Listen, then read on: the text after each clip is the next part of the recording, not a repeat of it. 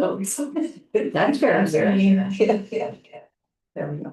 Okay, we'll start with the land acknowledgement. As we meet today, we acknowledge that we live in Mi'kma'ki, the traditional and ancestral territory of the Mi'kmaq people. We are all treaty people with responsibility to each other and to this land. First item on the agenda is a public forum, and we would invite any of our guests if they would like to come forward to speak. My name's Barry Redmond, and I'm here because I was here last meeting and with a group of people who put together a very respectful protest. You taken over the Zoe Valley Library and turning it into offices. We were all very respectful, unlike yourselves. When later on in the, Randy, don't look so surprised, eh? Because you were one of the biggest ones in when your buddy Andre showed up at the meeting, how everybody was all excited and to fill him in and about and you basically made fun of public participation and you made fun of the people, the volunteers that worked so hard at the Zoe Valley Library. I was one of those volunteers. This wasn't a weekend thing. I was there for 5 or 6 months. I worked my ass off. I'm 75 years old. I didn't need to be doing that. I did it for my community, for the love of our community. And what we did and what we produced was an amazing space that was shut down under very dubious circumstances. Well, there are something, the governments did need to be changed, but that wasn't bad enough. This whole process, and then you insult us. We're people who worked for you for a whole winter, getting this place and restoring this building that now, because you will put offices in there, will destroy it as a heritage building. I'm proud of what the work I did. When you destroy it by putting your offices in there, that's on you guys. I do not need to be disrespected in this community. I have volunteered and worked my ass off for this community ever since I've lived here. And I've never been so humiliated in all my life to the likes of you people. I believe you would just serve some important papers that may change things around again anyway. But stop wasting our time and taxpayers' money and give it back to the people who tried to give it to you. A place for everybody, not just for a few. Thank you very much. Thank you, Barry.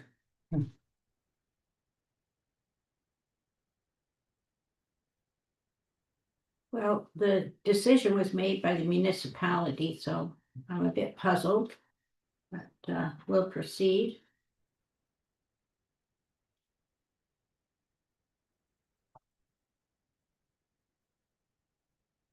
Has everyone had a chance to have a look at the agenda? Yes, Heather. I just had an additional piece of correspondence came in, so I just like to talk about. Is this, No. No, it's just correspondence. apparently I have been served. Okay, so do you want me to say what it is, or do you just say an additional piece? Yeah, it's just an additional piece, item 6.3. Okay. Anybody else? Can I have a motion to, oh, well, do we need a motion, Gloria? Seconder? Thank you, Tom. No business arising this week. Oh, I suppose we should approve the minutes first. Yeah. Motion to approve the minutes from January the 22nd.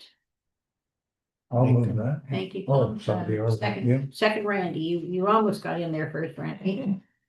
No business arising from the minutes. Correspondence. Heather, could you lead us through that, please? Yes, so I'll just scroll ahead here. Okay, so the first item in the correspondence was more for information. This was the update sent to mayors, wardens, and village chairs from the Minister of Municipal Affairs about the upcoming fire modernization. So this contains some of the information about what their action plan is looking like right now. Vice Chair O'Malley and myself sat in on a virtual session yesterday. And there will be quite a few notes, I think, from that session that will be circulated after the fact. So I won't get into it here. It's just for your information. The second item is just an invitation to a basic income guarantee community conversation that came from Nova Scotia Health via the accessibility committee. So that's again, just for your information.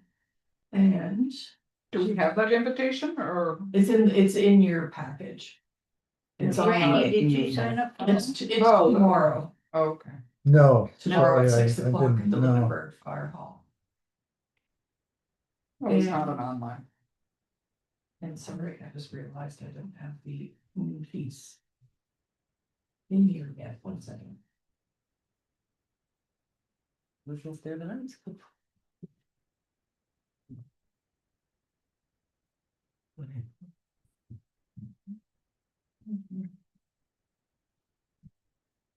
Sorry, It's right on the screen. I didn't realize. yeah. Oh, yes, here it is. So this other one, it's a really small font, but this came from our regional accessibility coordinator, who is also the chair of the Nova Scotia Accessory Advisory Board. This is to let people know that the Accessibility Advisory Board has drafted recommendations on public transportation and information and communication, which is now out for public feedback. And just to ask that elected officials and other members of the public have a look at it and provide feedback. And that is all. Thank you. I had something, an invitation basic income guarantee conversation. Did we miss that one? No, I talked about that. Oh, did you? I missed. Yeah, Okay, report from the chair. Let's see. I'm discombobulated. Okay, I'm going to do the report from the chair, but every once in a while, if it's Zoe Valley, I'm going to have to say, I'm going to put that in camera. Okay. So, I'll leave Zoe Valley till last. I've been working, I took the lead because these are things that are started after Heather started. So I took the lead on beautification and revitalization, the Visitors Information Center, and Zoe Valley. So beautification and revitalization, Heather and I met with Brian Webb and Ashley Marlin. And I had proposed earlier that one project might be the weather vane for the gazebo, but what they were looking for, they didn't object to that, but what they were looking for was a more consolidated plan that maybe we could say year 1, year 2, year 3, and pick a district. So what I've done, I mean, obviously we'll come back to you, but in the preliminary work, I've worked out a triangle and I've got a map and so on, and we're working Giblot, then coming up to Market Square where that big piece of land is ours, where the pool and the public washrooms are. And then I included the Market Square and the gazebo. So that would be the area that we're going to concentrate on. And so, fortunately, we were able to have some nice conversations with Steve Collicutt and Gippy Dominique, because I had a plan in my head that was beautiful and perfect in every way. And they told me that, no, that won't work, Charity, which is why we had a meeting with Steve and Gippy to put me on the straight path. So Steve's going to come back to us with preliminary estimates. I told him, don't bust your butt and try to do everything perfectly, but give us some round numbers of what this will likely cost. And what we're looking at is kind of flattening out the space in front of the memorial, because it's very grubby now and the gravel is all kind of spread out and everything, all the paths have disappeared. And the memorial is just kind of sitting there and this is beautification. So we're thinking of a low stone wall in front of the memorial. And then a path going over with a nice flat spot here with room for at least one, if not more in the future. Picnic tables, one end of which will be an accessible spot for a wheelchair and several benches. Because right now the Gib Lot, it's such a perfect place to look out over the ocean, but it's hard to maneuver. It's very steep. And we ripped down the fences. So we're going to start by putting up a bit of the front fence so that it'll look attractive again, you know, leading into the memorial, because we have to be very respectful of that memorial and the firemen and the original members and also the person who granted us the land. And then the sewage thing, fortunately, the guys were there and working with it, so I was able to have a chat with them about what we could and could not do. But we can definitely put more of a disguise so that it's not so raw and ugly. And that might be something fun to have every year, have kids paint it, different scene every year. So that's the Gib Lot. Then moving around to Market Square and our piece of big property there. We're already in the process of paving, 2-car paving parking lot. And then making that path more accessible from the parking lot, because right now there's quite a lip on it. And so if you were in a wheelchair, you'd have great difficulty getting up there to the washrooms. And we're also thinking, I haven't talked to anybody about an estimate for that either, but it's very raw down there. It'd be nice if we put like waist-high wooden planters that had a floor in them that you could put big pots in and put some plants along there. So all of this is over a 3-year, and I haven't broken anything down yet. And we will think about some picnic tables and benches on our land around the controversial Lido sign. The same group that hates the our role in Zoe Valet also dislikes that sign, so. Anyway, so that's beautification and revitalization. Let me see if I actually covered everything. Yes, I did. And the gazebo, did I mention last time that I had talked to the blacksmith in New Ross? Okay, and he is more than enthused about being involved if we can fit that into our plan. That's the weather vane you're The talking. weather vane on the gazebo, and then of course we'll have a nice plaque saying the village commission put that plaque there. And then I will also want to give a little bit of history about the original weather vane, you know, we'll figure that That one out never as ever we come go. up where, who took that No one down? ever knows. I yeah. swear it's in somebody's basement or attic somewhere. Yeah, I mean- Just a question on that. Tom, is council okay with us doing that? We gotta have a discussion, but I'm sure we can work through something. Okay, yeah. yeah. I'll The- bring it the- forward when the time comes. Because they didn't want it there, right? They, at this point, they had a policy that they didn't want it back on. Yeah, that's what I thought. I think with the new modern way of basing things and putting things correctly in that, rot the roof and. Yeah, the original one rotted the roof because it wasn't installed properly, and I have discussed that with the blacksmith, and he has a colleague who he feels is specialized in Doing that. weatherproofing. So if we decide to include that, we'll put that all in the proposal. Okay. And then we'll say to the council, look, we've covered everything.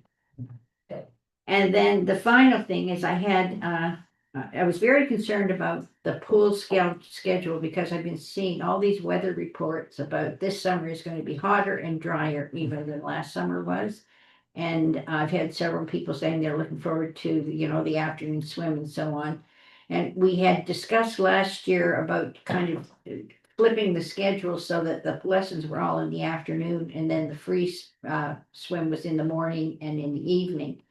But I think we need a midday swim. And I discussed it with Darcy, and she's very agreeable to working with that in terms of her swimming schedule.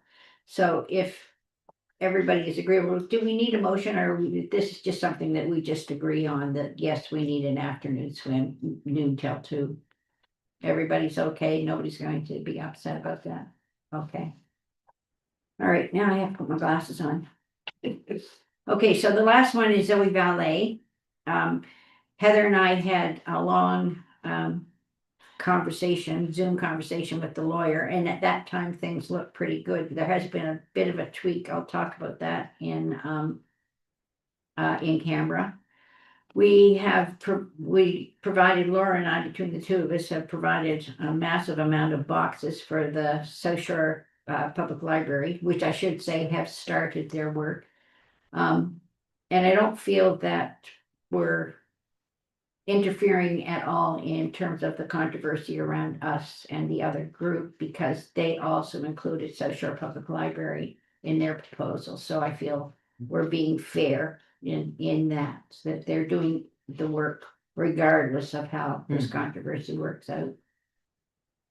And we have identified quite a few of the collections that are collections and not to be touched and tagged them all. I sorted out the permits for the front steps and the walkway, although I have stuck a bit of a stick in the gears there because I'd like to rebuild the original stairs and walkway, but I can't find a picture of it, so we're working on that. And we've already had 2 people who have reached out, potential partners, the Chester Garden Club, and this has not come to me directly, but I've heard rumors that the Chester Art Center is willing to bring back their children's art stories. We've identified and worked on the Chums. Have I told you about the Chums Fund? It's a trust fund that was set up in the 30s to remember a member. And somehow or another, the money got absconded with into the just the general bank account. But Tim Topping, the treasurer, has found it, and then we're going to be able to refresh it.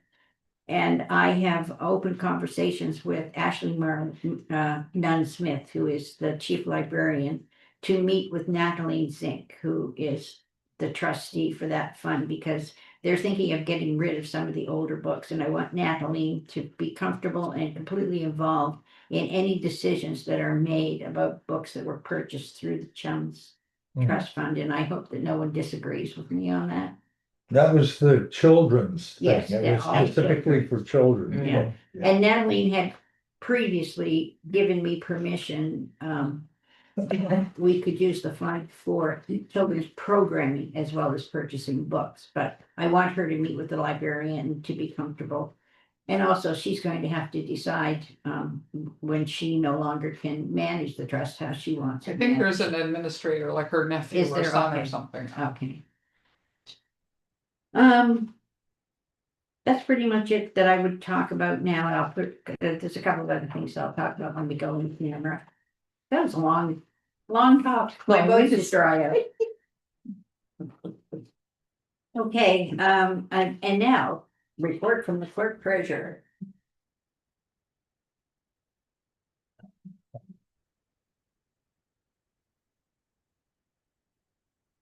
Honestly, there's no today. The Chums Fund was in memory of Merle Stanford, Right. and she died when she was 30. Yeah, very young.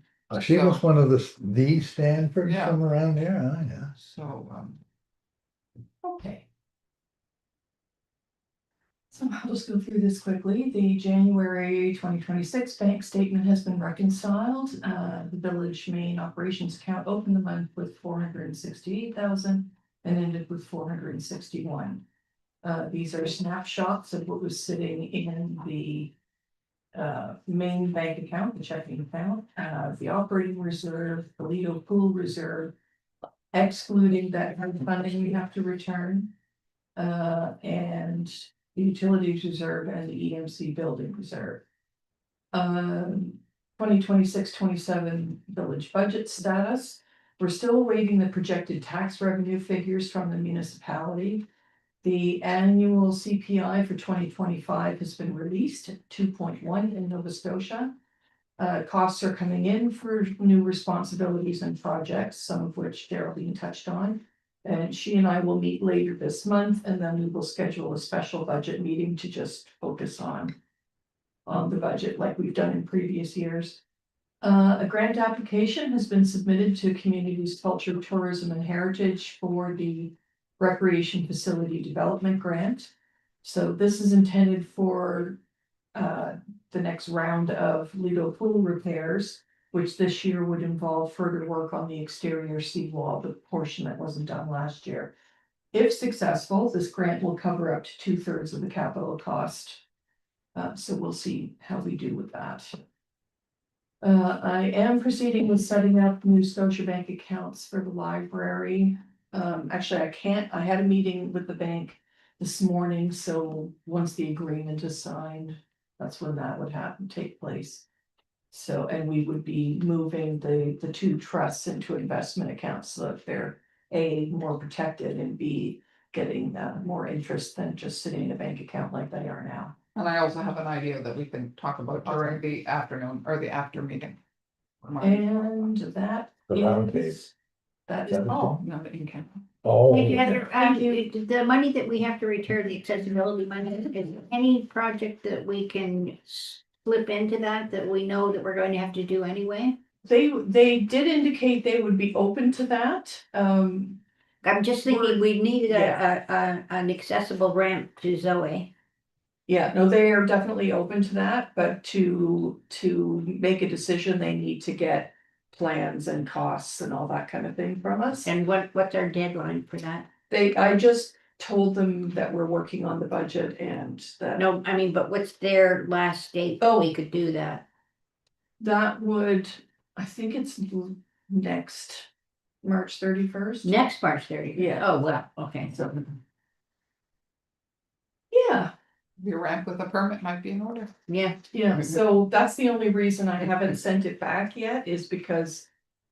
oh, yeah, They might as long as extend they're it to the willing to project. accept, we might as well hang on to it. Yeah, so it's still sitting safely tucked away in an investment account until we determine whether we can take advantage of it or not. Right. Thank you. Chester Fire Services Committee, Randy, do you have anything new to share? nothing specific. I'm not an official member of No. it, but you were at the annual general, anyone who was there. They're moving full steam ahead on the new fire hall. But they're still in the planning stages at this point. We're not in shovels in the ground or anything, but that's really all I mean, Tom was maybe anything else, Tom? No, I thought their schedule was very optimistic. so did I, but February hey, 2028, Tom. yeah. But, they are, I think they're past that initial hum stage and they've got their designs and things pretty well finalized now and that sort of thing. So they're moving into phase 2, I believe We're now. in phase 2. And phase 2 is more or less. Well, I'm not- It's the final designs, engineering, the tender documents, like Yeah. all the details. Yeah. Like Getting what's the everything out. cladding gonna be, for Yeah. example. And then phase 3 is shovels in the ground, yeah, basically.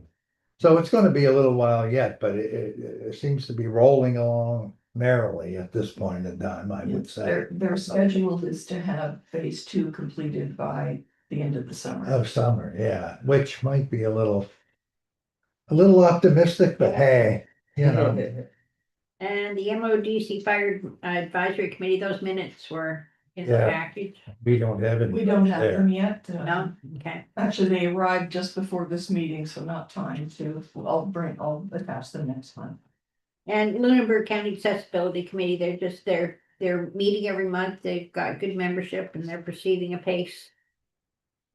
And MODC Village Planning Advisory Committee. Yeah, we did have a meeting on January 27th. Again, most of the discussion centered around this consolidation of committees. Possible that the council would like to see some of these in committees rolled into one, joined together that they had. In our case, it was us plus the Municipal Advisory Committee and the Heritage Advisory. They were looking at rolling them all in together. Not all committees are looking at changing, it's just certain ones. Especially ones which don't get a lot of activity, you know, they hardly ever get any activity.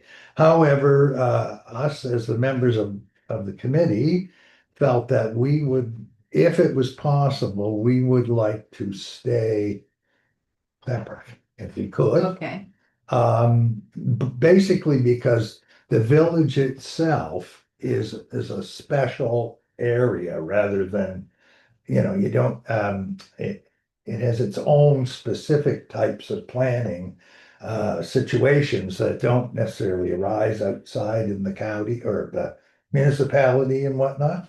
So we would, you know, we were a little worried about how dilute the membership would become and who would stay of the committees, who would stay on in the new projected committee. That most of the meeting was taken up with back and forth with Garth and Chad about the type of things that were, how would you do it? And, you know, would Chester kind of be just lumped in with the whole municipality or whatever?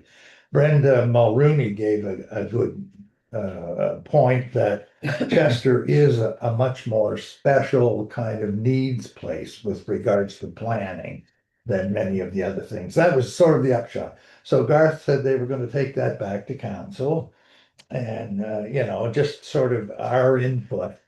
This is all not decided at this point. It's just proposed.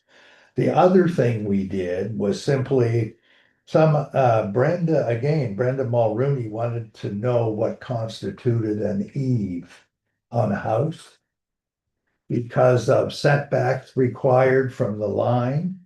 So is that setback from the wall under the eave or is it at the end of the eave? And so Garth clarified that for us. We're seeing a lot of these houses now built like square, no eave, no overhang at all. And that allows them to squeeze it up closer to the line. If the eave itself does count, the overhang part does count against your setback allowance. So basically, he clarified basically the difference between a setback and an eve and what did constitute an eve under planning documents. It was, again, it was interesting because I never really thought of it in those terms. But that was basically it, because some of the planning lingo right now talks about eaves in specific regarding certain things, especially setbacks.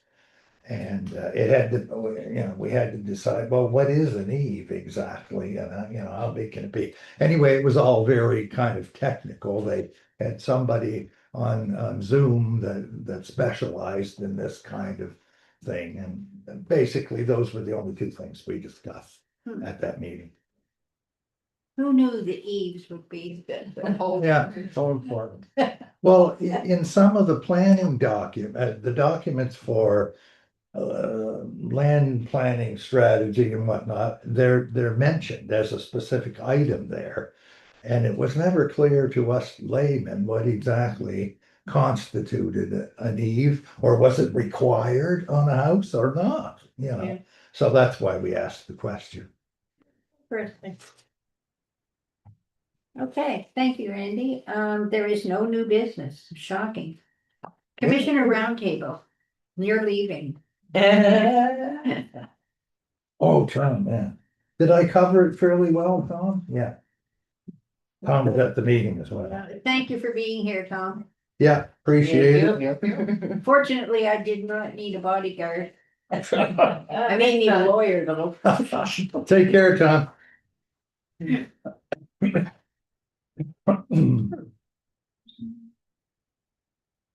I got nothing exciting. You got anything exciting? No. Ready to move in camera? Actually, I put those together.